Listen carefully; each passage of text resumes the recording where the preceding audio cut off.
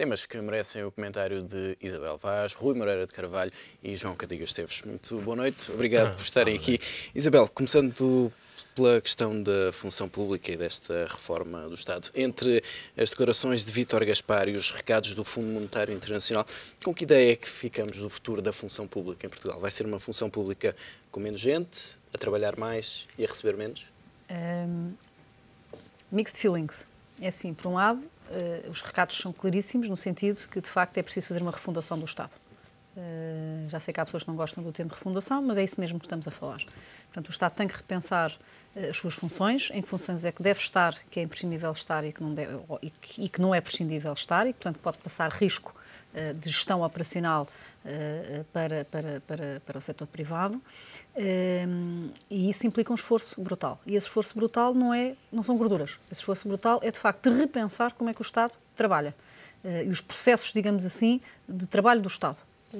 Portanto, que é um exercício dificílimo, mas relembro, aquilo que todas as empresas privadas estão a fazer. Toda a gente está a repensar como é que deve trabalhar face a um novo enquadramento mundial de maneira de estar. Portanto, o Estado vai ter que passar também, tal como qualquer outra empresa, tal como qualquer empresa privada, vai ter que passar por isso. E não são gorduras.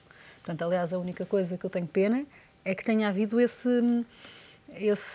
Havia a ideia de que se podia, de facto, cortar essas gorduras. Exatamente, que era só gorduras. Obviamente que há muitas gorduras, mas o que estamos aqui a falar não é, de facto, só um exercício de cortar gorduras. É um exercício de repensar, efetivamente, como é que o Estado, em que é que o Estado deve estar ou não deve e como é que o Estado deve trabalhar aquilo onde deve estar. Portanto, é um exercício duríssimo, é um exercício que tem que ser feito pelos melhores, porque é, de facto, talvez dos exercícios mais complexos de gestão, é esse. Senão, o que vai acontecer, se isso não for feito, o que vai acontecer é, de facto, aumento de impostos, ou então vão ser cortes secos, o que também não é justo para a função pública, não é? Porque, aliás, eu, neste momento, o que mais me aflige nos debates que tenho ouvido e na discussão pública que tem havido sobre isto, e isto realmente tem muito a ver na forma como os políticos, lamentável como os políticos, de facto, estão a portar, em todos os quadrantes, é que nós corremos neste momento o sério risco de uma bipolarização da sociedade portuguesa, que é os funcionários públicos e o setor privado, ou o setor público e o setor privado. Isso é a pior coisa que pode acontecer ao nosso país. E já começa a ver alguns sinais disso. Olha, ainda este fim de semana estive em Setúbal, onde está a passar, onde temos uma Auto Europa exemplar, que trabalham fantasticamente e que temos a greve dos portos. E eu já ouvia trabalhadores em Setúbal a dizer que tem que acabar com aquilo, quer dizer, porque no fundo os direitos, digamos, do funcionamento de outras empresas estão a prejudicar os direitos deles e de alimentar os filhos deles, não é? Porque qualquer dia a Auto Europa, às tantas os alemães decidem, olha, estamos fartos destes senhores e vamos embora para outro sítio onde não haja greve dos portos, não é? E, portanto, começa a haver aqui alguma bipolarização que a todo o custo o Estado deve evitar.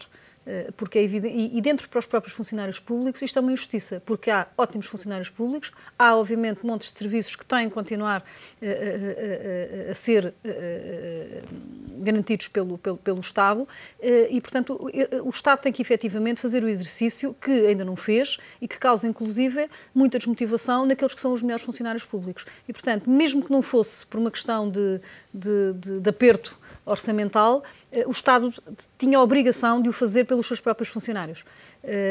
E preocupa-me imenso esta discussão e esta bipolarização da sociedade portuguesa neste sentido. Mas, a certa altura, parece que todo este ajustamento passa pela função pública.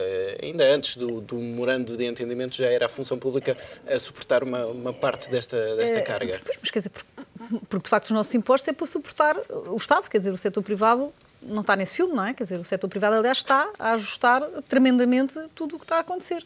E, portanto, e aqui a grande discussão começa a existir, é um setor privado que começa a sentir, quer as famílias, quer as próprias empresas, começam a sentir que nós estamos a fazer o nosso trabalho e que, de alguma forma, por razões políticas que volto a dizer, não tem nada a ver com os funcionários públicos propriamente dito, mas com a liderança do setor público, nas suas várias vertentes, de alguma forma o setor público quer ser poupado a esse esforço. E isso causa uma sensação de injustiça e de revolta que conduz a uma bipolarização da sociedade. E portanto, tem que se deixar de fantasias, de facto, os políticos, porque podemos correr aqui um risco de democracia, até. E isso não nos pode acontecer. Portanto, acho que está numa altura de elevação, de facto, é nas alturas más que se vê a grandeza dos líderes, e neste momento o que me preocupa é que não estou a vê-la nos quadrantes políticos. Continuam numa discussão pateta, eu continuo a ver um PS a dizer que se recusa a discutir a redução do Estado, portanto, ou seja, voltamos para o PS, está tudo bem, portanto, o Estado está tudo bem, não precisa de melhorar nada. Portanto, é o que é a conclusão que se chega, e está confiante que o setor privado continue a levar com isto tudo e que os impostos podem aumentar o que for e que as empresas vão continuar. E depois há uns ricos que parece que são para aí 0,0005 da sociedade portuguesa, que parece que vão... arcando com sobretaxas. Portanto, é uma coisa que vão arcando com sobretaxas até ganharem zero. Não sei se é essa a estratégia. Portanto, ou seja, mas como digo, enfim, e as brincadeiras à parte, preocupa muito que isto conduza, de facto, que já está a conduzir, na minha opinião,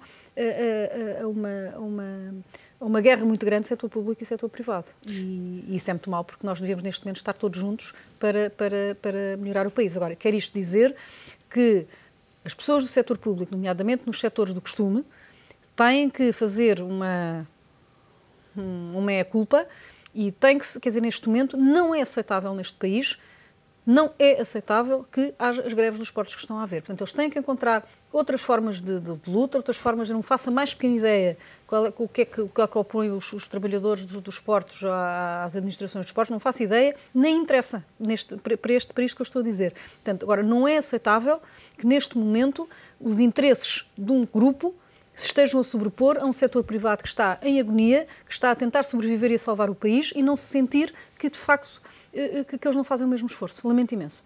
E isso não é aceitável. E, portanto, neste momento, eu penso que as lideranças políticas têm que tomar claramente uma posição sobre esse tema. Porque isto é um tema simbólico. O tema dos portos é um tema simbólico, porque fere justamente aquilo que Portugal tem que fazer, que é exportar. E portanto, não é aceitável. Não é aceitável porque isto causa muita revolta em quem no dia-a-dia está a virar-se do avesso e não tem direitos nenhuns, nem é sindicalizado, nem tem essas formas de luta e portanto, revolta imenso. E antes de passarmos para o tema das exportações, João Candeias Esteves, ainda relativamente a esta questão de repensar o que é o Estado e a função pública, estas declarações do representante do FMI em Portugal são também um recado para os políticos de que não vale a pena continuar a evitar esta questão porque com o aumento de impostos já não se vai lá. É mesmo preciso atacar esta questão do lado da despesa. Eu julgo que estas afirmações deveriam ser muito mais comuns e, digamos, e frequentes precisamente nos nossos políticos, porque estes temas, sabemos, são completamente incontornáveis. E aquilo que efetivamente se tem passado é que muita coisa falhou, houve muitos excessos, e depois há toda esta nova realidade, também a nível nacional, europeia e também a nível global, que isso é suficiente para repensar um pouquinho tudo. Isto é, não podemos querer manter, primeiro, para além dos falhanços que existiram, não podemos querer manter um conjunto de níveis de bem-estar, etc., sem lutar por eles, sem fazer alterações que eventualmente permitam mantê-los num futuro próximo. E, portanto, aquilo que ele vem dizer é algo que já sabemos que tem que ser feito, porque, efetivamente, o que temos assistido é que tem havido um trabalho forte, nomeadamente da parte das empresas nas dificuldades e no tal setor exportador, que realmente estou totalmente de acordo que é completamente inconcebível isto que se está a passar, porque vai mesmo, digamos, ao cerne daquilo que pode ser uma pequena esperança, que é exatamente o setor exportador aguentar-se e conseguir um pouquinho ser o motor. E depois, o que nós verificamos é que tudo isto é sempre tarde, demora muito tempo, demoramos tempo a reagir. Eu julgo que o lado positivo é que, finalmente, o debate está a ir para onde tem que ir, e é lamentável que de alguma forma esteja a ser empurrado, puxado pelas instituições internacionais, porque é inevitável haver esta discussão, desde logo porque o Estado está presente em muita coisa e obviamente que o Estado não pode, nem era de esperar que fizesse tudo bem e que pudesse, digamos, estar em todos os setores de atividade tão diferentes e fazê-lo bem feito. Portanto, não era de esperar, nem é possível e isso não acontece. Portanto, essa análise é fortíssima e tem que ser feita e, sobretudo, exatamente para podermos ter um modelo que surja de alguma reflexão e de até algum debate político. Porque, infelizmente, o que tem acontecido é que as coisas nos vão acontecer pela pior razão. Não há dinheiro, então vai caindo isto, vai caindo aquilo, aquilo outro. E entramos nos tais cortes cegos. Exatamente, sem haver uma estratégia do que é que nós queremos, daquilo que podemos ser. Agrada-me ver agora, com alguma frequência, o tema da sustentabilidade mais em cima da mesa, e esta ligação que é óbvia, que evidentemente que temos que ter um padrão de Estado e de qualidade dos tais direitos em consonância com aquilo que produzimos e aquilo que criamos. Agora, tudo isto é sempre muito, muito tardio. Eu, por exemplo, registrei as afirmações do FMI, no caso concreto da Segurança Social. Evidentemente, quer dizer, mas é uma bomba relógio, que ainda saíram agora os dados do censo mais recente. Quer dizer, eu nesse particular relembro que, se não estou em erro, o famoso livro branco da Segurança Social foi em 85, feito por nós. Nós sentimos que havia um problema em 85. E, portanto, passaram quase 17, 18 anos, na verdade, e praticamente, enfim, foram feitas algumas coisas, tem que se reconhecer, foram feitas várias medidas, digamos, para tentar resolver o problema da sustentabilidade da Segurança Social. Mas, repito, em 85 era um problema forte. E agora agravou-se. Em 2012, escusa-se a dizer, porque nada disto melhora e não melhora sozinho. E quanto mais tardamos a tomar medidas, pior. E, obviamente, foi um dos temas que ele referiu, que é inevitável, e é até, enfim, tem algumas afirmações fortes, sobretudo para os mais jovens, que é exatamente a questão da sustentabilidade da segurança social e a relação entre aquilo que vai ser uma pensão futura e aquilo que é a vida no ativo, que evidentemente vai haver muitíssimas alterações, sobretudo quando o quadro demográfico é muito penalizante para nós, não é? Portanto, ou seja, no fundo são coisas que são ditas, mas que, enfim, por um lado, agrada-me que estejam na agenda do dia. É isto que os políticos deviam estar a debater, deviam estar a discutir, deviam estar a apresentar propostas, exatamente daquilo que pretendem o Estado venha a fazer num futuro próximo, enfim, um pouquinho quando esta crise começar a atenuar. Talvez depois das autárquicas. Pois, aí haverá provavelmente melhor espaço para isso. Essa é uma questão, Rui, que eventualmente até pode travar algumas das mudanças que estão previstas para a função pública. Esta vertente mais política e de não querer perder votos com a função pública. Por exemplo, com esta questão do aumento do horário de trabalho. Boa noite. Falando em aumento de trabalho, do horário de trabalho, fica logo, digamos, assustado. Já fica logo nervoso quem quer que está a responder a parte. Acho que há várias questões. As eleições é um instrumento importante numa sociedade, chama-se isso democracia. Há o título de um livro que saiu agora da Fundação Grupo João Martins, a Fundação Francisco Manuel Santos, que dizia mais liberdade, outra liberdade. Ou seja, de facto, a questão está muito bem colocada e eu não sei respondê-la.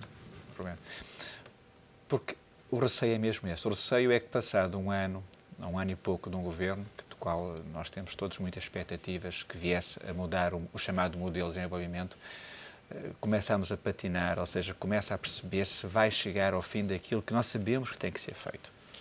Chamar agora os políticos à razão, acho que eles são reflexos da sociedade, ou seja, do povo. Porque nós olhamos para as sondagens e já há uma inflexão, ou seja, um partido que de facto nos colocou nessa situação, porque teve muitos anos no poder e porque defendeu um modelo que continua a defender. No fundo, o que está em causa é a continuação do modelo anterior, que se provou que não estava correto, não só pelo ritmo de crescimento, nós crescemos 0,7% em 10 anos, como também pela insustentabilidade da dívida. Nós hoje temos 119% do PIB em dívida, quer dizer que é completamente insustentável.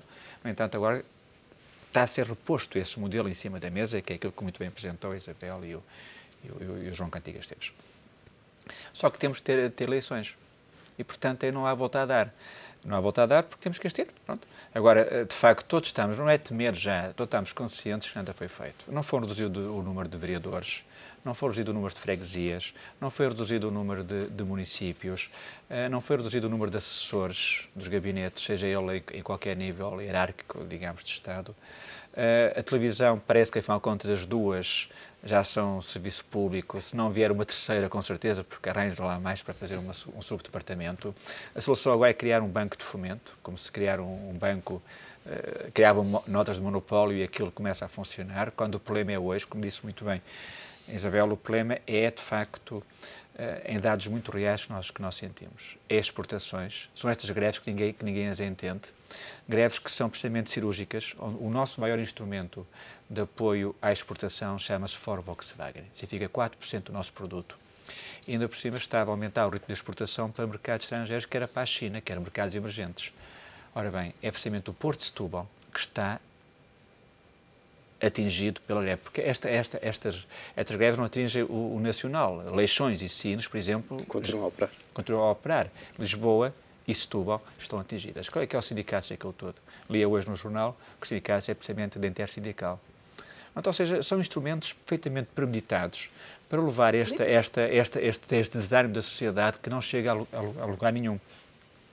Também foi colocado, e acho que talvez pense de uma forma complementar ao da Isabel, que isto também vai alertar as pessoas. Eu não culpo os políticos estão lá porque foram eleitos pela sociedade, até por mim. Por mim eu voto, faço sempre questão de votar. Portanto, agora somos nós cidadãos que nós não escolhemos o caminho, a academia também não escolhe. Repare que os reitores estavam preocupados porque iam ter que reduzir 10% do seu orçamento, mas a minha casa também reduziu 10% do meu orçamento. Eu tenho que mudar com isso. Porque quando o CLACIE sugere que nós temos o corte nos salários, o que é que quer dizer corte nos salários? Quer dizer, primeiro, um imposto de solidariedade. Porque se eu cortar o meu salário, eventualmente alguém vai manter o seu emprego. Porque está agora a ser dito é que vamos ter que cortar despesas, como despedindo pessoas. Que este foi, desde o início, que é dito. Não há alternativa.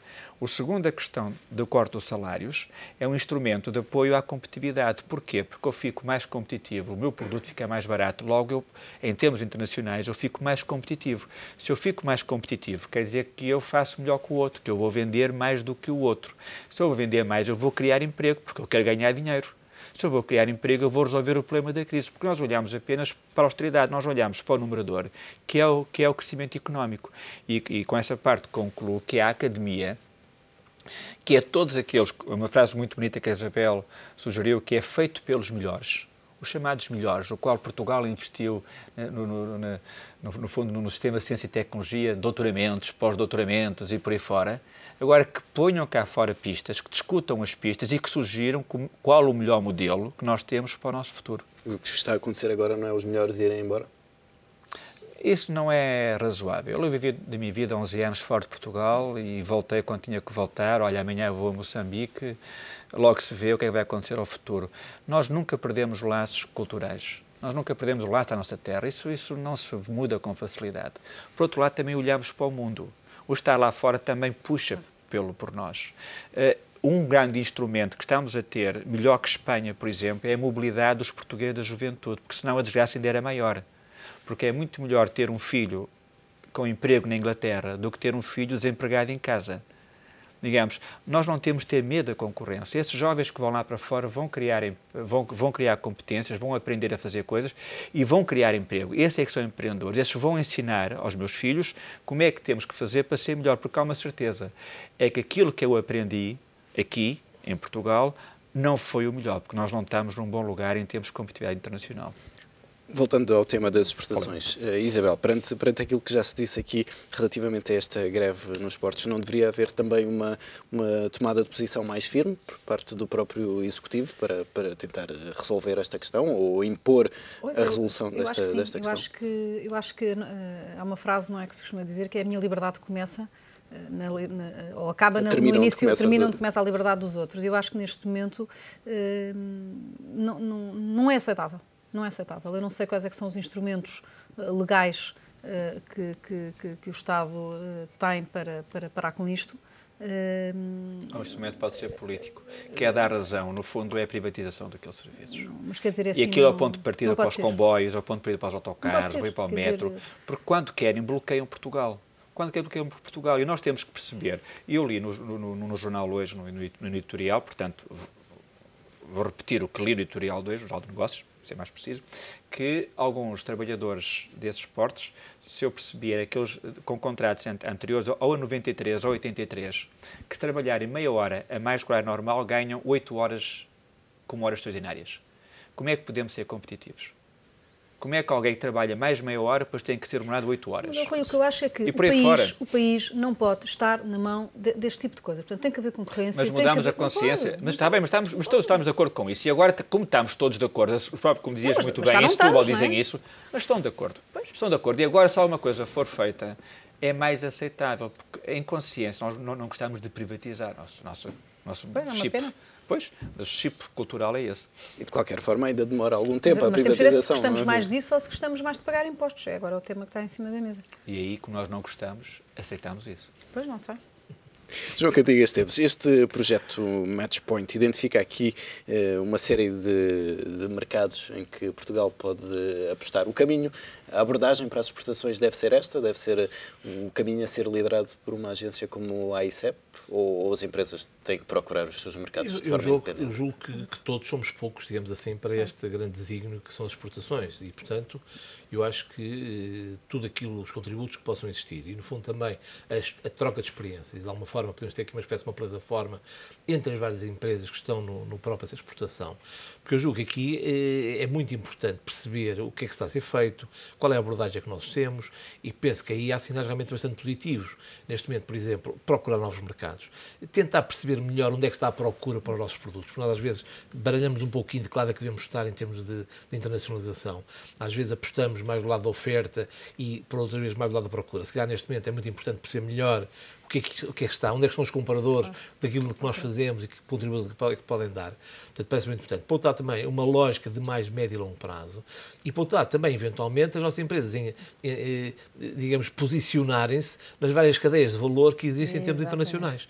Ou seja, eu acho que é muito difícil também, de raiz, agora vamos exportar isto ou aquilo para lá. Agora, importa perceber muito bem o que está a acontecer, os fluxos económicos da economia real que estão a acontecer e perceber onde algumas empresas nossas se podem posicionar nessa dita cadeia de valor. Ou seja, não vale a pena também estar a inventar o que está inventado.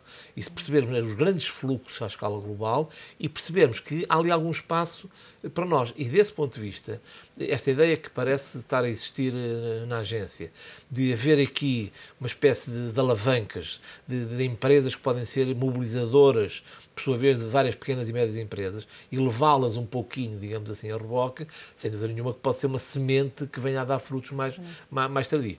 E, por outro lado, a questão geográfica também me parece importante e parece que está a haver essa atenção, que é percebermos, já sabemos que aqui a nossa vizinha Espanha está com dificuldades, a nossa Europa também, obviamente que não nos podemos dar ao luxo, digamos assim, de não aproveitar esses mercados, mas efetivamente percebermos que o próprio ritmo de crescimento à escala global é diferente, onde é que há economias mais emergentes e a crescer de forma mais sustentável e, portanto, tentar chegar lá.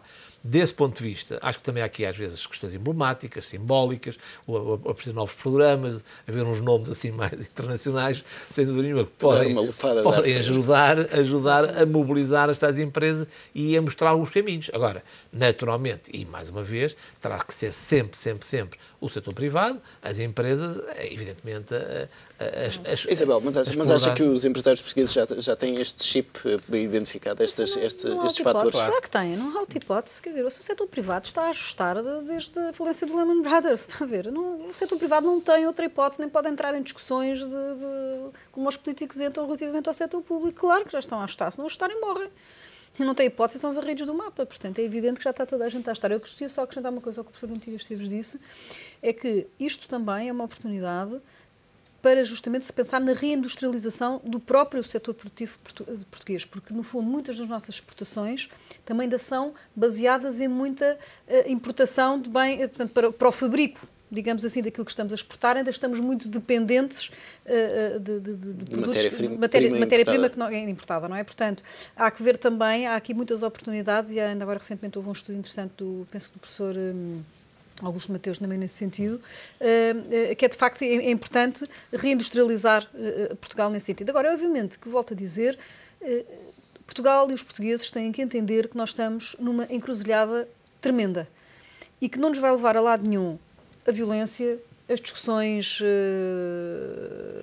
ideológicas que não nos levam a lado nenhum, pelo menos na forma como são feitas aqui em Portugal, portanto, a bipolarização, portanto, os ódios, isso não nos vai levar a nenhum. Nenhum país pode refundar no ódio. E é bom que os políticos percebam isso. E tem que, de uma vez por todas, a Assembleia da República, nem que a gente os tenha que fechar lá todos, como aliás aconteceu, se bem me lembro, a seguir ao 25 de Abril, a refundação do nosso país não pode ser feita com base no ódio. Não existe. E, portanto, os políticos que forem capazes de facto, unir os portugueses no mesmo objetivo e de nós estarmos todos disponíveis para abdicar de alguns dos nossos direitos superadquiridos antes, para nos ajustarmos a uma nova realidade que é, em média, melhor para todos, esse é o esforço que nós temos que fazer. Portanto, nós temos que claramente, a nossa Assembleia da República, os nossos deputados, os nossos líderes deste país, têm que pôr isto na cabeça, porque senão o nosso país vai para a água abaixo. A todos os níveis, não só socialmente, porque esta conversa do somos todos muito amigos e tolerantes, não sei o quê, é tudo conversa fiada. Portanto, as pessoas, às tantas, quando chegam a casa e não têm de comer para dar aos filhos, ficam violentas, não é? Se não tiver capacidade de alimentar os meus filhos e for encostada contra a parede, faça aquilo que tiver que ser necessário fazer. E sou eu e qualquer pessoa normal, não é? E eu começo a sentir em algumas situações que isso está a começar a acontecer. E, nomeadamente, como lhe digo, Setúbal, nos anos 80, passou muita fome. Eu sou de lá, foi um distrito tremendamente pobre, a seguir ao 25 de Abril, onde justamente se acabou com todo o setor empresarial. Houve muita fome, eu lembro de ter muitos colegas que iam para a escola descalços. Portanto, houve muita miséria. E esses colegas hoje são aqueles que estão hoje a lutar pelos seus filhos e, portanto, não vão permitir que isto aconteça. E é bom que nós tenhamos consciência da emergência social em que estamos e, portanto, deixem-se de palhaçadas, porque eu acho que isto pode levar, eu não quero nada estar a ser dramática, porque não é nem sequer o meu estilo, mas eu acho que está na altura de, Sr. Senhor, com certeza que há eleições autárquicas, mas quer dizer, mas façam com elevação. E com a elevação de pensarem que muita gente neste país está a sofrer à séria. E quem está a sofrer à séria, por muito que eu tenha pena dos funcionários públicos, são as pessoas do setor privado que estão famílias e pessoas que trabalham no setor privado, que estão a ser despedidas, estão a ajustar ordenados, estão a trabalhar tremendamente para manterem os seus empregos, porque os próprios empresários precisam que isso aconteça, porque senão fecham as suas empresas e, portanto, é preciso que o país tenha consciência que isso está a acontecer. E não é com palavrinhas da treta e não sei o quê, que gostam imenso de nós, porque tem que ser com ações. E se não é com ações, isto às tantas já está tudo à befatada, não é? E infelizmente não temos tempo para continuar esta conversa. Isabel Vaz, João Cantigas Esteves, Rui Moreira de Carvalho, muito obrigado pela presença neste Hora Económico.